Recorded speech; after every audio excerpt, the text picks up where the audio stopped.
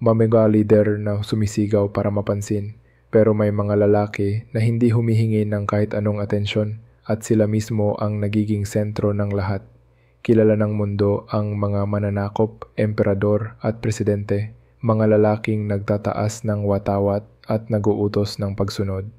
Pero may isang uri ng lalaki na hindi kayang ilagay ng kasaysayan sa kahon. Isang taong hindi kailanman naghanap ng korona, pero sinusundan pa rin ng iba. Hindi siya maingay. Hindi siya mahilig magpakitang tao. Hindi siya nakikiusap para tanggapin. Kumilos lang siya ng may sobrang tapang at disiplina kaya hindi siya kayang isnabin ng sinuman. Siya ang Sigma. Hindi niya kailangan ng grupo para umusad. Hindi siya nangongolekta ng tagasunod. Hindi rin siya gumagawa ng mga talumpating pang-impresyon. Sa totoo lang, iniiwasan niya ang spotlight. Pero nariyan ang kakaibang katotohanan. Nagiging natural siyang leader dahil hindi niya sineseryoso ang pagiging leader. Sa mundong puno ng sigawan para mapansin, ang taong payapa ang presensya ang siyang tumatayo. Sa kulturang ang mga leader ay halos magmakaawa ng suporta, ang lalaki na hindi interesado kung susunod ka o hindi ang mas nakaakit. At sa mga grupong madalas magunahan para sa kapangyarihan, ang Sigma ay nagkakaroon nito nang hindi man lang ginagamit ang mga taktika ng iba. Hindi dahil kailangan niya ito, kundi dahil hindi kayang balewalain ng mga tao ang katapatan niya sa sarili. Hindi ito tungkol sa pag-charm, sa networking o sa pakitang tao. Ito ay tungkol sa isang presensyang pumupuno sa silid kahit hindi siya nagsasalita. Hindi nagsasampa ng kandidatura ang Sigma para mamuno. Nagiging sentro lang siya dahil hindi siya gumagalaw ayon sa takot o pangangailangan. Kaya ngayon, pag-usapan natin ang 10 dahilan kung bakit laging umaangat ang Sigma kahit mas gusto niyang maglakad ng mag-isa. Una, ang distansya niya ang nagbibigay ng lakas. Ang tunay na kapangyarihan ay nasa taong hindi mabibili, hindi mapakiusapan at hindi natitinag. Sa panahon na halos lahat ay naghahanap ng boto, ng like o ng papuri, ang Sigma ay hindi nakikiusap para doon. Wala siyang interes sa palakpakan o ranggo. At dahil hindi siya naghahabol, hindi rin siya madaling maimpluwensyahan. Ito mismo ang dahilan kung bakit siya pinagkakatiwalaan. Alam ng mga tao na hindi niya tinitinda ang sarili. Kahit hindi nila siya gusto, nararamdaman nila na siya lang ang may tapang na manatiling totoo, kaya siya ang pinakamatatag na tao sa paligid. Kapag nakakita ang karamihan ng lalaking hindi kontrolado ng pangangailangan para tanggapin, automatiko nila itong kinikilalang malakas. Hindi siya nagiging leader dahil sinusubukan niya, kundi dahil hindi niya kailangan. Pangalawa, itinutulak niya ang mga tao pataas ng hindi nagsasalita. Hindi sumasama ang lupa para tulungan ka, kailangan mong umakyat at ang Sigma ay hindi ibinababa ang sarili para lang makasabay ang iba. Hindi niya binabawasan ang pamantayan para maging komportable ang mundo. Hindi niya nilalambot ang boses para lang magmukhang katanggap-tanggap. At kahit mahirap tanggapin yan ng iba sa simula, sila rin ang nahihikayat na magbago. Ayaw ng mga tao na mapahiya. Pero gusto nila ang bigat ng presensyang nagtutulak sa kanila para lumakas. Hindi kailangan ng Sigma magsabi ng sundan mo ako. Sa pagtanggi niyang bumaba sa mediocrity, hinihila niya ang iba pataas o iniiwan sila. Pangatlo, hindi niya kailangan ng tagasunod para maramdaman ang halaga niya. Ang isang tao na may tunay na dignidad ay buo kahit walang audience. Karamihan ng lalaki ay naghahanap ng crowd dahil doon sila kumukuha ng lakas.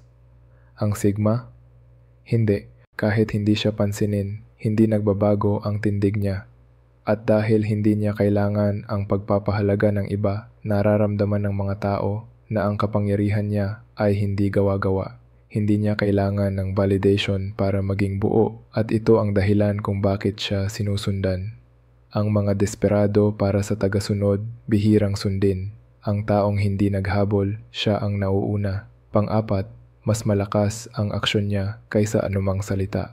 Hindi sumisigaw ang Sigma tungkol sa disiplina, ipinapakita niya. Hindi siya nagseseminar tungkol sa tibay, isinasabuhay niya. Ang tahimik niyang pagpupursigi ang siyang tunay na aral. Habang ang iba ay nagtuturo sa pamamagitan ng salita, ang Sigma ay nagtuturo sa pamamagitan ng kilos. kaya hindi nila namamalayang nasa landas na nila ang gusto niyang ituro. Ito ang pamumuno na hindi gumagamit ng banner o kampanya, kundi katotohanang nakikita ng lahat.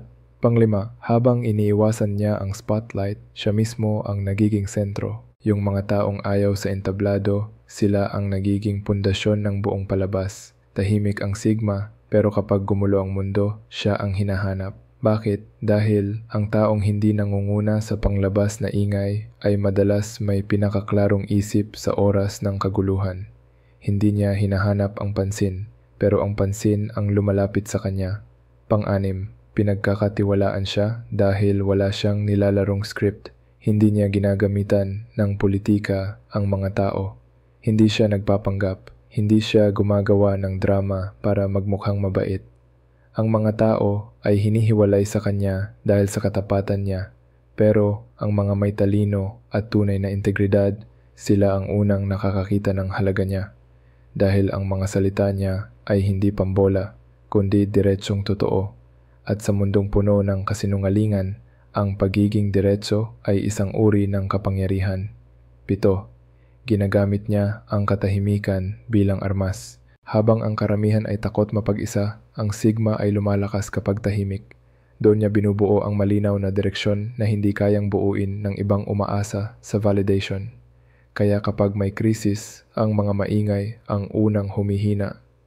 Pero ang Sigma, na sanay sa sariling isip, gumagalaw ng may presisyong hindi kayang gayahin ng iba. His silence isn't emptiness. Ito ang bagyong tahimik na bumabago sa daloy ng sitwasyon. 8. Hindi siya takot mawalan ng tao. Hindi mo kayang kontrolin ang taong handang maglakad ng mag-isa. Karamihan ng leader ay alipin ng tagasunod, pero ang Sigma ay malaya. Hindi siya pwedeng i-blackmail ng rejection. Hindi siya kayang hawakan sa pamamagitan ng takot, at ang hindi siya kayang itali, siya ang nagiging pinakamahirap talunin. Tunay na lakas ang lumalabas sa taong walang inaasahang kapalit. 9. Hindi siya naghahanap ng pagkadikit, tinuturuan niya ang iba tumayo mag-isa. Hindi siya nangongolekta ng tagasunod na parang tropeyo. Ang layunin niya ay hindi gawing dependent ang mga tao, kundi tulungan silang maging sariling leader. Hindi niya iniipon ang mga taong kumakapit sa kanya. Mas gusto niyang makita silang lumago hanggang hindi na nila siya kailangan. At dahil hindi niya ginagamit ang iba para palakasin ang sarili, mas tapat ang mga taong sumusunod sa kanya. 10. Hindi siya namumuno para sa kasalukuyan, kundi para sa kinabukasan. Habang ang karamihan ay nakatingin sa aplos ngayon, ang Sigma ay nag-iisip ng susunod na dekada. Hindi siya gumagalaw para sa papuri. Gumagalaw siya para sa epekto. At ito ang dahilan kung bakit sinusunod siya kahit hindi siya nanghihikayat. Nakikita ng mga tao na ang direksyon niya ay mas malayo ang abot, mas malalim ang tanaw. Kapag ang pananaw ng isang tao ay mas malawak kaysa sa lahat, automatiko siyang nagiging daan ng iba. Sa huli, ang Sigma ay hindi kailanman humingi ng kapangyarihan, kaya napupunta ito sa kanya. Hindi siya naglalaban para sa titulo, hindi siya nangongolekta ng hukbo, hindi siya humihingi ng pagsunod.